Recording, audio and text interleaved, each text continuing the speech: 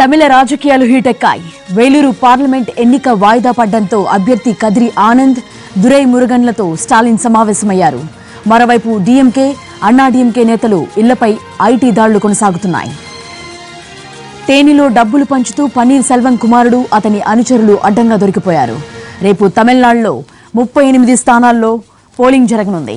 అందుకు ఈసీ అన్ని ఏర్పాట్లు పూర్తి చేసింది.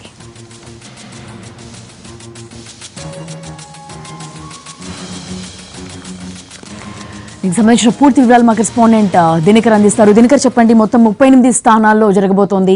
సో ఎటువంటి ఏర్పాట్లను ఈసీ చేసింది?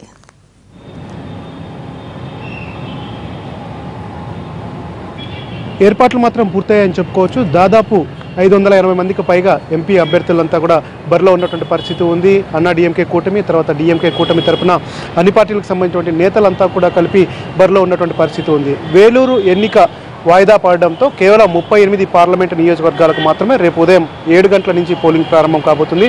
అయితే దీనికన్నా ముందు తమిళనాడులో వాతావరణం ఎంత వేడిగా ఉందో రాజకీయ వాతావరణం కూడా అంతకు మించిన వేడిగా కనిపిస్తుంది. ఆ తర్వాత ఎందుకంటే వేలూరు ఎన్నికను వాయిదా వేయడంతో అక్కడ ఎన్నికలకు ఆల్రెడీ సిద్ధమయ్యి అక్కడ గెలవాలనుకున్నటువంటి డీఎంకేకు పీఎంకే అభ్యర్థి చాలా బలహీనమైనటువంటి అభ్యర్థి కనుక డీఎంకే గెలుస్తుందనే భావంతోనే అటు అన్నా డీఎంకే, బీజేపీలు రెండూ కలిపి కుట్ర పన్నాయని చెప్పి కూడా స్టాలిన్ రాత్రి వ్యాఖ్యానించడం జరిగింది. అందులో భాగంగానే ఆ పార్టీకి సంబంధించినటువంటి ఎంపీ అభ్యర్థి కదిరి ఆనంద్, ఆ తర్వాత ఆయన తండ్రి మాజీ మంత్రి దురై మురుగన్తో కూడా ఆయన కాసేపటి కిందట ఆల్వార్పేటలోనే ఆయన ఇంట్లో భేటీ కావడం జరిగింది. మరి కాసేపట్లో ప్రస్తుతం నేను అన్నా రివాలయం అంటే డీఎంకే ఆఫీస్ కార్యాలయం దగ్గర ఉన్నాను. ఇక్కడ కూడా పార్టీకి సంబంధించినటువంటి సీనియర్ లీడర్లతో కూడా స్టాలిన్ భేటీ కాబోతున్నారు. భవిష్యత్ కార్యాచరణ ఏం చేయాలన్న దానికి సంబంధించి కూడా వారు ఒక ప్రణాళిక రచించబోతున్నటువంటి పరిస్థితి డీఎంకే కార్యాలయంలో కనిపిస్తుంది. అయితే కనిమొళి ఇంట్లో అర్ధరాత్రి అంతా కూడా దాడులు చేసినటువంటి ఐటీ అధికారులు, బీజేపీకి సంబంధించినటువంటి అభ్యర్థి తమిళనాడు బీజేపీ అధ్యక్షురాలు కనిమొళి బీజేపీ అధ్యక్షురాలు తమిళరసై ఇంట్లో మాత్రం ఎందుకు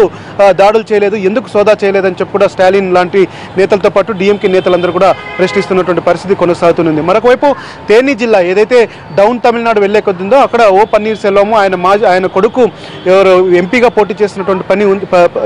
పోటీ చేస్తున్నారో ఆయన్ని గెలిపించుకోవడానికి బీజేపీ, అన్నా డీఎంకే కార్యకర్తలంతా కలిపి ఆ నియోజకవర్గాల్లో డబ్బులు పంచుతున్నటువంటి విజువల్స్ అడ్డంగా దొరకపోవడంతో ఇప్పుడు ఈసీ కూడా అక్కడ దృష్టి పెట్టినటువంటి పరిస్థితి ఉంది. అక్కడ ప్రస్తుతం ఈసీ అధికారులు కూడా వారితో పాటు ఐటీ అధికారులు కూడా జతై మొత్తం అంతా కూడా పూర్తి స్థాయిలో గాలిస్తున్నటువంటి పరిస్థితి ఉంది. పన్నీర్ సెల్వం కుమారుడు గెలుపు కోసం అన్ని యత్నాలు జరుగుతున్నాయని, దీన్ని అడ్డుకోవడంలో అటు ప్రభుత్వం కానీ పోలీసులు కానీ ఫెయిల్ అవుతున్నారని చెప్పి డీఎంకేతో పాటు కాంగ్రెస్ నేతలు కూడా ఆరోపిస్తున్నటువంటి పరిస్థితి తమిళనాడులో నెలకొని ఉందని చెప్పవచ్చు.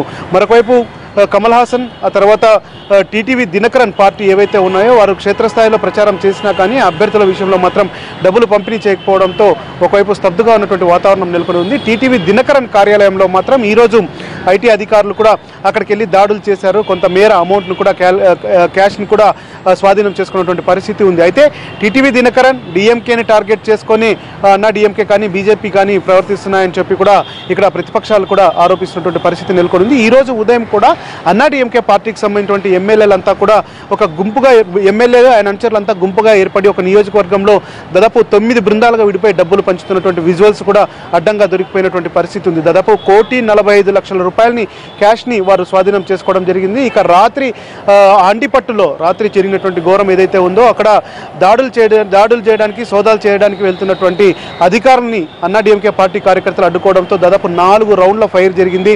అక్కడ పూర్తి స్థాయిలో సోదాలు చేసిన తర్వాత కళ్ళు బైర్లు కమ్మేలాగా 1,50,00,000 రూపాయలు అన్నా డీఎంకే పార్టీ కార్యాలయంలోనే పట్టుబడడంతో తమిళనాడులో ఓటర్లను ఆకర్షించడానికి ఎలాంటి ప్రలోభాలు జరుగుతాయన్నది మాత్రం మనం అర్థం చేసుకున్నటువంటి పరిస్థితి ఇక్కడ తమిళనాడులో నెలకొని ఉంది. మరికొద్ది గంటలు మాత్రమే ఉంది. రేపు ఉదయం 7 గంటల నుంచి పోలింగ్ ప్రారంభం కాబోతుంది. ఓటర్లను ఆకర్షించుకోవడానికి అటు డబ్బులతో పాటు బంగారు, ఆ తర్వాత వెండి ఆభరణాలను కూడా ఇంకా డిస్ట్రిబ్యూట్ చేస్తున్నటువంటి పరిస్థితి తమిళనాడులో నెలకొని ఉందని చెప్పుకోవచ్చు.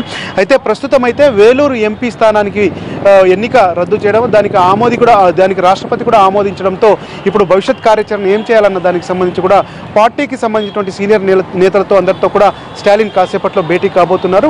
మొదటి విడతలో భాగంగా ఆల్వార్పేటలో ఉన్నటువంటి ఆయన ఇంటిలో కూడా మొదటి సమావేశం ముగిసింది. ఇక్కడ తీసుకునే నిర్ణయం ఎలా ఉంటుంది, తర్వాత ఈసీకి వ్యతిరేకంగా ఏమన్నా డీఎంకే కానీ కాంగ్రెస్ కానీ వెళ్తారా అన్నది మాత్రం వేచి చూడాల్సినటువంటి పరిస్థితి ఉంది. భారీ బలగాలతో ఇటు తమిళనాడు వ్యాప్తంగా పర్టికులర్గా చెన్నైలోనే కేవలం 15,000 మంది భారీ పోలీస్ బలగాలను ఏర్పాటు చేయడం జరిగింది. 18 అసెంబ్లీ ఉప ఎన్నికలు జరగబోతున్నాయి. దాదాపు 268 మంది అభ్యర్థులు బరిలో ఉన్నారు. 38 పార్లమెంట్ స్థానాలు ఉండడంతో ఒక వేలూరు స్థానానికి ఎన్నిక వాయిదా పడడంతో 38 పార్లమెంటు స్థానాలకి రేపు ఉదయం 7 గంటల నుంచి పోలింగ్ ప్రారంభం కాబోతుంది. డబ్బుల ప్రలోభము, ఆ తర్వాత తాయిలాల ప్రలోభాలు ఓటర్లను ఆకర్షించుకోవడానికి అన్ని ప్రయత్నాలు జరుగుతున్నటువంటి పరిస్థితి తమిళనాడు ఎన్నికల్లో కనిపిస్తుంది. Over to you Jyothi.